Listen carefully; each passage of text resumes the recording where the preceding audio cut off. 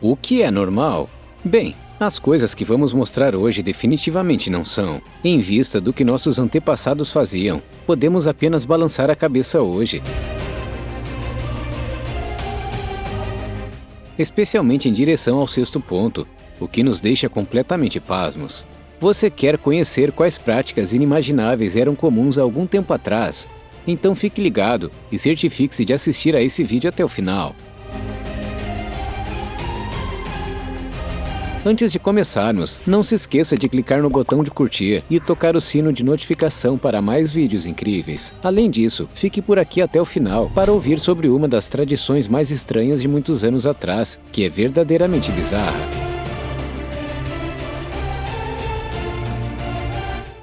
Meia calça pintada.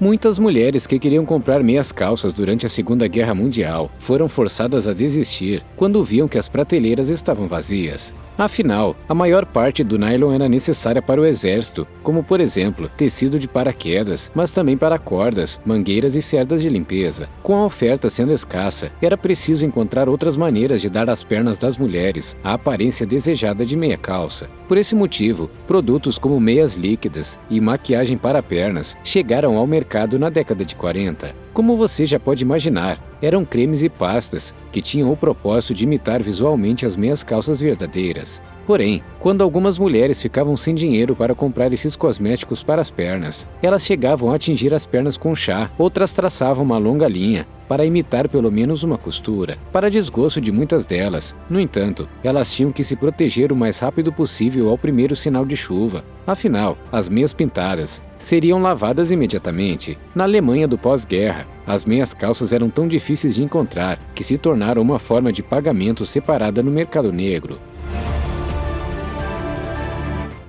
É proibido ser feio. O que inicialmente soou como uma piada de mau gosto, fazia parte do cotidiano dos Estados Unidos há mais de 100 anos. Era oficialmente proibido ser feio. Vejamos o decreto que entrou em vigor em Chicago em 1881.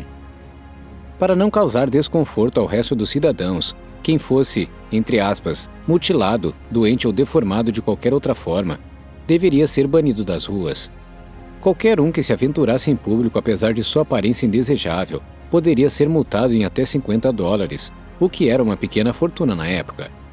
Após a Primeira Guerra Mundial, mais e mais soldados retornaram aos Estados Unidos, sofrendo ferimentos horríveis. Embora as atitudes populares tenham mudado, a Lei da Feiura de Chicago seria aplicada até a década de 50, apenas para ser abolida em 1974.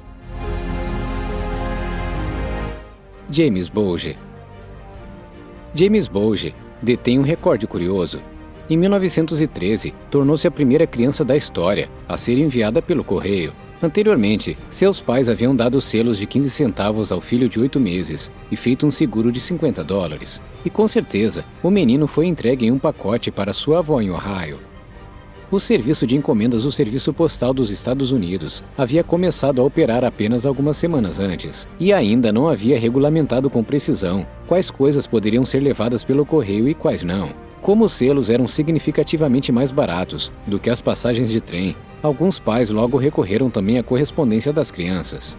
Isso também afetou Charlotte May Pierstoff, de 4 anos, que viajou quase 120 quilômetros em uma mala postal.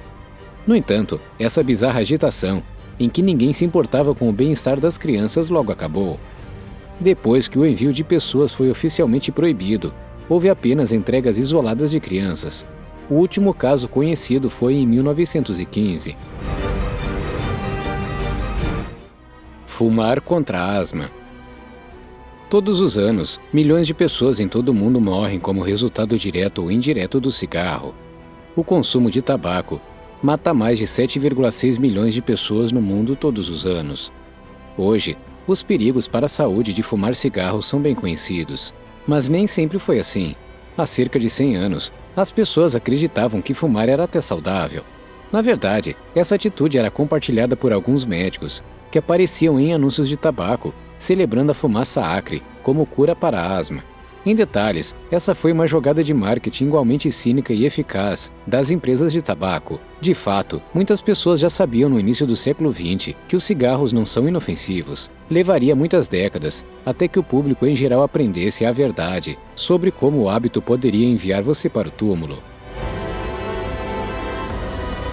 Doente mental. Hospício, manicômio, sanatório, os sinônimos pejorativos que foram usados para clínicas psiquiátricas no passado não deixam dúvidas sobre como a sociedade encarava esses quadros clínicos na época. A questão se torna ainda mais fatal quando observamos como os doentes mentais eram tratados antes de tais instituições abrirem. Nos séculos 17 e 18, os cidadãos lutaram pela chamada exclusão da irracionalidade.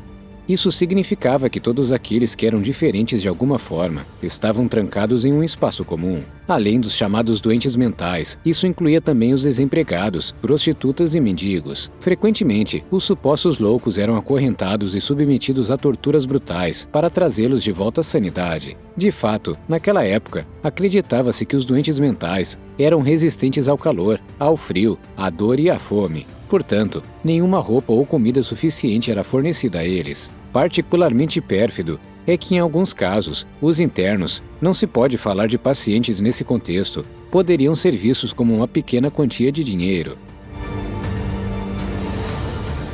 Zoológicos humanos. Já que estamos falando de práticas desumanas, vamos dar uma olhada na história frequentemente esquecida dos zoológicos humanos.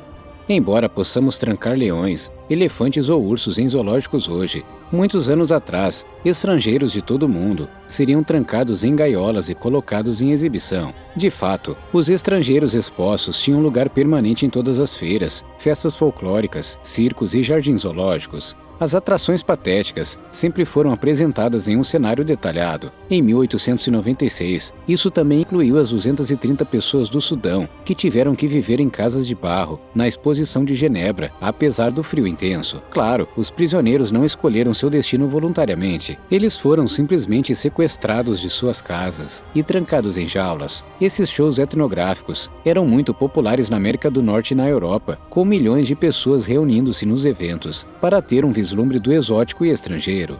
Não raro, recintos humanos especiais foram instalados em zoológicos comuns.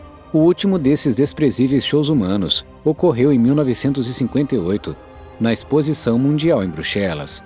Naquela época, uma aldeia congolesa e seus habitantes estavam em exibição. Coca-Cola e cocaína. Você sabia que acabaríamos aqui, não é? Este é um dos fatos mais conhecidos no mundo moderno. A Coca-Cola costumava conter cocaína de verdade. De que outra forma você acha que isso lhe daria uma enorme explosão de energia?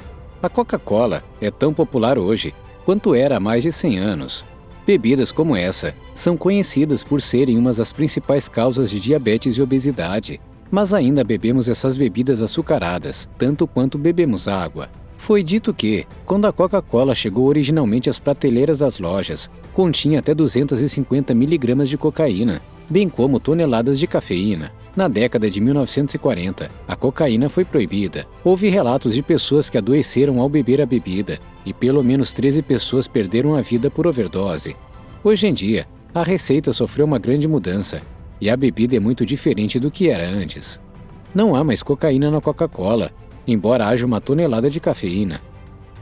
Então, da próxima vez que você estiver pensando em tomar café, como um estimulante da tarde, experimente o sabor doce e refrescante da Coca-Cola. Heroína da Bayer. Você pode não querer acreditar nisso, mas a Bayer, a vendedora número 1 de aspirina e outros medicamentos de venda livre, já vendeu heroína. Naquela época, a heroína era considerada o remédio para praticamente qualquer inconveniência corporal que você possa imaginar. Podia tratar dores de cabeça, dores musculares, bronquite e muito mais, mas acima de tudo, podia ajudá-lo a dormir. Essa droga estava em toda parte, e muitos pais colocavam seus filhos na cama com xarope para tosse misturado com heroína. Os problemas começaram a surgir quando descobrimos que a medicação era altamente viciante. Não demorou muito para ser banido nos Estados Unidos e em outros países, e hoje em dia não dá nem para fabricar a droga, sem ser mandado para a prisão federal. Isso pode parecer desconcertante para nós hoje em dia, mas a heroína já foi um dos medicamentos de venda livre mais populares do mercado. Esqueça Tilenol ou Advil, tome uma pílula de heroína e você ficará como novo. Obviamente, estamos sendo sarcásticos aqui. Essa droga levou a problemas sérios para muitas pessoas e não sabemos ao certo, mas acredita-se que centenas de milhares de pessoas tenham morrido devido a uma overdose acidental da droga. Coleção de cabeças tatuadas. Muitos de nós gostam de colecionar coisas, quer se trate de selos, carros, brinquedos ou algo totalmente diferente. Mas e se eu te dissesse que algumas pessoas costumam colecionar cabeças humanas preservadas? Os Mokomokai são chefes do povo Maori da Nova Zelândia, que foram preservados e cobertos com várias tatuagens. Várias tribos e grupos de pessoas preservaram seus mortos. Essa não é a parte estranha. As coisas ficam estranhas quando você percebe que essas cabeças foram compradas e vendidas por milhares de pessoas como mercadorias valiosas. A tendência só começou a desaparecer em algum momento do século XIX, quando as pessoas começaram a colocar a cabeça no lugar e perceber que colecionar cabeças humanas era estranho. Naquela época, os homens eram conhecidos por terem muitas tatuagens que cobriam seus rostos. As mulheres geralmente só tinham tatuagens no queixo ou nos lábios. Cada tatuagem era única e contava uma história sobre a vida daquela pessoa. Em tempos de guerra, sabe-se que as pessoas trocavam essas cabeças por armas ou munições. Isso apenas mostra o quão valiosas essas cabeças realmente eram. Hoje, não poderíamos nem imaginar preservar a cabeça de alguém e vendê-la, mas naquela época, estava muito na moda e ajudou a preservar as histórias e vidas de pessoas que já faleceram. Quando você pensa dessa maneira, pode parecer mais justificado, mas hoje em dia, apenas arquivamos a página da pessoa no Facebook para que amigos e familiares possam navegar por sua página e reviver memórias antigas. Eu acho que é muito mais normal e aceitável, não é? Kits de experimentos. Um ursinho de pelúcia, uma boneca e um kit de laboratório com plutônio e urânio de verdade. Não é preciso muito para deixar os pequenos felizes. O que é, obviamente, absolutamente proibido hoje, não recebia a devida atenção nos anos 50. Dezenas de centros de testes que testam os perigos dos brinquedos infantis. Ridículo! Mesmo que as quantidades de substâncias radioativas fossem bastante pequenas, parece inconcebível hoje que o conjunto estivesse realmente disponível comercialmente na época.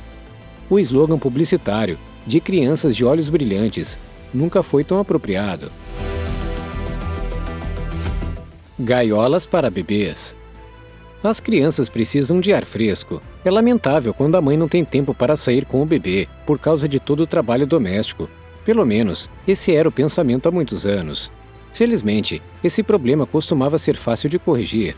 Para fazer isso, a criança era colocada em uma caixa gradeada presa do lado de fora da janela. Se o pequeno estivesse bem ventilado, ele poderia ser trazido de volta para o apartamento. O que hoje lembra mais as jaulas da prisão, na verdade era bem intencionado naquela época. Nesse sentido, o médico americano Luther Emmett Holt afirmou que o ar fresco é essencial para limpar o sangue, promover o crescimento e estabilizar a saúde. Eremitas decorativos. Eremitas decorativos, ou em outras palavras, gnomos de jardins humanos. Se um eremita quisesse ganhar algum dinheiro extra nos séculos XVIII e XIX, ele tinha a oportunidade de ficar em parques rurais ingleses.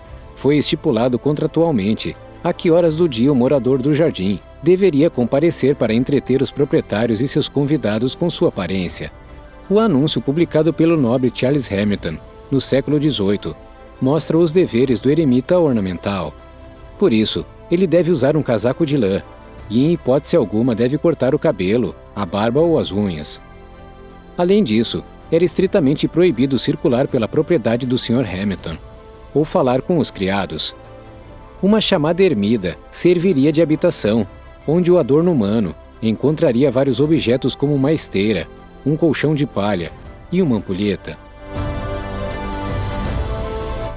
Morto. Durante a era vitoriana, muitos cidadãos praticavam uma prática mórbida. Tiravam fotos de seus entes queridos falecidos.